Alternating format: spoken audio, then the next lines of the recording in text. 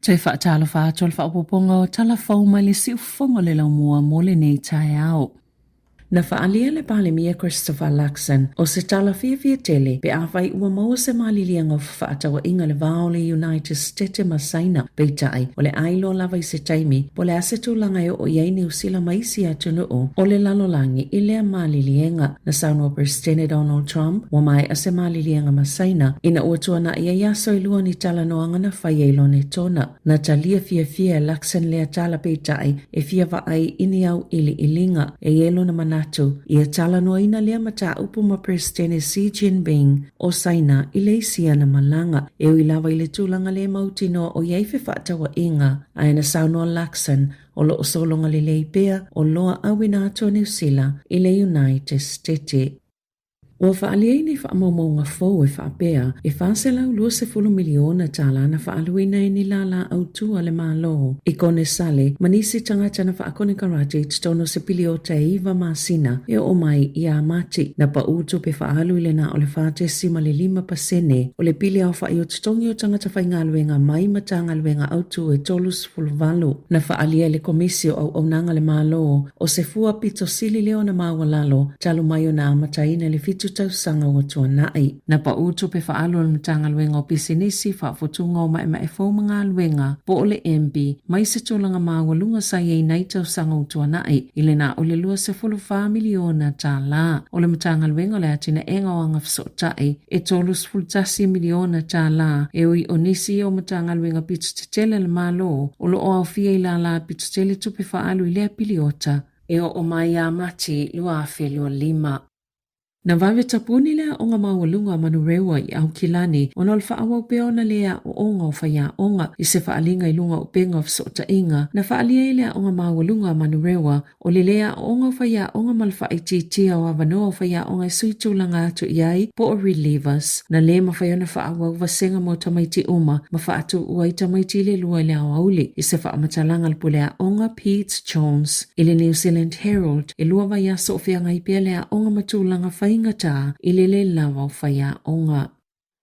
Wa molia se au aunanga nono tupele I resi talaina ona olo lātou whaia oni nono ngā tupele whatangaina le tola fono I tangata tonga I au kilani I saute na whaia I laisa ane malupo po ole nane Easy Loan Finance Services New Zealand ni nono ngā tupe amata mai I amati lua whelua wha. Sa whaia se suenga le Commerce Commission ina ua maua ni talo sanga e au fia se talo sanga mai stangatai whaia whautuanga mta au tau tupe e whaatatau le whaatinonga au aunanga malupo I nono ngā tupe le whaapia o mtua whaina I lava tangata nono tupe. O le whaalinga le komisia mta ituina po mulmul ta ia bisinisi a iei ngai pui ai tangata whaatau sa whaatu langa e malupo na pasene tului ini tu langa mawalulunga e o atu ilita I se 5% le vai aso mai whaaluaina le pasene tului pe awhai ele tutongina le aitala fu tutono aso I 2 ai o atu ile se 10 e tutongi ile aso pe awhai e tuwai ona tutongi le aitala fu I lalo to la fono e tutauna restala uma kampani po au nanga nono tupe ma ia pasia e mawhaiona o lato whaia aitala fu I tangata na whaalia le komisina langolango Joseph Liavaa o itu ainga au nanga nono tupe ia e o iai tangata ua mtua whaingata lava o na whaia ni nono ngā tupe I au nanga ta uleleia e to tele tangata sa nono mai tupe le tamaita I o malupo o tangata ia ua lewa na whianga I mawhaingata mai maula lalo fo ia lato tupe maua o nisi fo ia ia tangata sao lato whaalia e mo umiele nono mai o tupe whaata waitau mafa ma tutongi fo isia lato ai ta lafu na ta uele komisi na whaatino ina le au nanga malupo ilunga upenga of sota inga e whaamata uina fo itangata nono tupe a whai ele tutongi ina lato ai ta lafu o la whai loa o lato ingoa ilunga le Facebook po upenga tafa ilangi e tonga wa whai ele komisi na moli angai whaasanga ya malupo il whaamsinonga whai tumalo au kilani ilona whaatino ina o ni au nanga nono tupe au noa masona restala whaatase malona taumawhai ita ina se le komisi.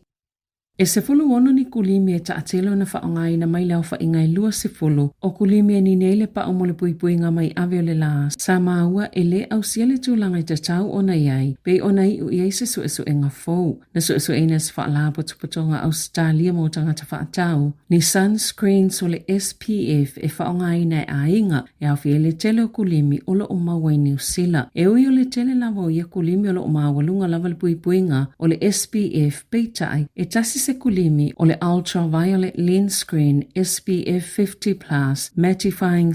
sunscreen na mawane e na o le wha le mawalunga na toi su e na le joi sa Australia ma wha amaoni e le mawalunga i le numera 5 o le kulimi le o lo whaatawina i tutono New Zealand i le 5 Tala salongo ina le Joyce ni kamupani o lo ngā o sia ia o loa e whaailoa i le ungo su e ngana whaia na whaalia Belinda Castles o le Consumer New Zealand o se tūlanga e whaapopole ina tele ai i lātou i le whaailoa e nei kampani o le moni o lātou o loa ai po o whea foi o su e ina ai o kulimi o le pao e pui ai mai le la o lo whaatawina i New Zealand o lo o ai lalo le tūla fono o le Sunscreen Product Safety Standard Act lua mai tatauna au sia ma whaamalia ina tūlanga o sunscreen i Australia ma New Zealand le e au fie matuutuunga mo isi su-enga whaatuma o ti. E sili atu ma le awhal whaitawa whai o tangata iana maali liu ini mu o whale i le 5 tausanga taluai. O tangata i lunga atol ta ionos full tausanga le mātutua. Pe iona whaalia le au nanga tinei mo. Ma whaalavla whaafose ia New Zealand. Na sauno le sui pule sili Nick Pyatt. E mawalunga tele le numera o afianga o tangata mātutua mai mu o ni whale. Ma e tele lava ngā luenga ma whai. O na pui a ia New Zealand i la tau. 5% o tangata e maali liu ini mu o ni whale i le 5 tausanga taluai. O tangata i elunga atol ta ionos full tausanga le mātutua. Ma o ni whaalamilave o masāti tauna mawhaia na tau fia a o le i tutupu. O le whaamanatu ma le talo sanga le au nanga i ainga whanau matua oi ia mauti noa o lo o saunga le mule whaamawhana whananga o whale. Ia iei ni whaailo aso ma iei loa pe whaapewhia o nao ese ma le saunga le mu mai tutono o whale pe a o ina mu. O lo lātou mātauina e tele ina tutupu ia whaalamilave ia me iuni mai lai. E lua se fulu masina o whaasala ina ai le whale pui se tau le ale anele soni. Na ia whaoina whaamalo si ese le kio le taawale mai se tina e ono se fulu mo na tupu tau sanga le matua. Na alu atu e whaitau le mita o le paolo na whale. Ua tele tau sanga o whaia lea tina le ngā alwenga i le kampani o lo ngalue ai. Mana ia whaalia, lo na fefe tele ina utau nu atu e whaitau le mita. Ia iuni lua whelua tolu, ai whaalia ne le ito Paul Hockety. Ma ia whao ese le kio lana taawale. Tu sa wale mawhaiona toi alu ese malilo toa o le tau lea lea. Na taa wale wha amasinonga whaito malo i nele soni. Sa anofo i laval tina i tutono lana taa vale. I le lotoa o le whale o Hockety. Peto sama le whaase fulumino te le umi. Ma sa muso laval tau le lea wha fo i le kio le taa vale. Ma iei manisia na mionga tau wha amatao. O ana na file na wha to ato lau waile wha salanga le tau lea lea. Aina wha maunia moli angal masino Januari. Na wha alia le wha amasino. O niso wha amatalanga Hockety na whaailoa i o salamoia na ngā yoinga na whaia e ui e le I whaailoa I na sao atu.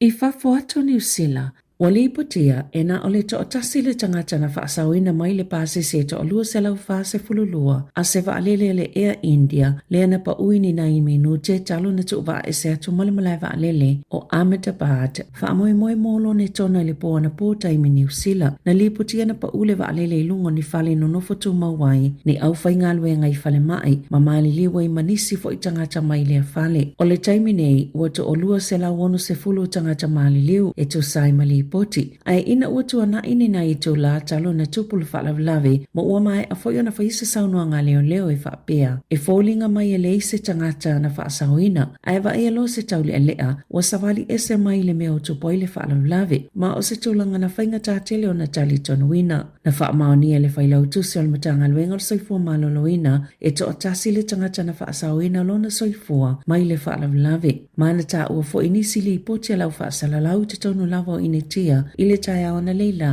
Sa wala au le tau le ailona ainga e tau iai o ia olo o saunga le mo. O le au malanga le vaale le to lua se lau fas fululua e au fia le to lua se lau fito tangata mātutua. Mata maiti e to a se fulutasi. Pio na whaalia iseli po tia le Reuters e to a se lau wono se fuluiva o tangata anu initia, lima se fulutolu Beretania, to a fitu Portugale, Malekana te to a tasi. Pio na ta uale ea India, na whaalia whaapea o se vaalele o le tu aingo le Boeing, fitu valu fitu, valu Dreamliner, o se tasi o vaalele o itu aingo fowela o waipa sese, na avi fale maila tane tangata manunua, pe o na iai li poti.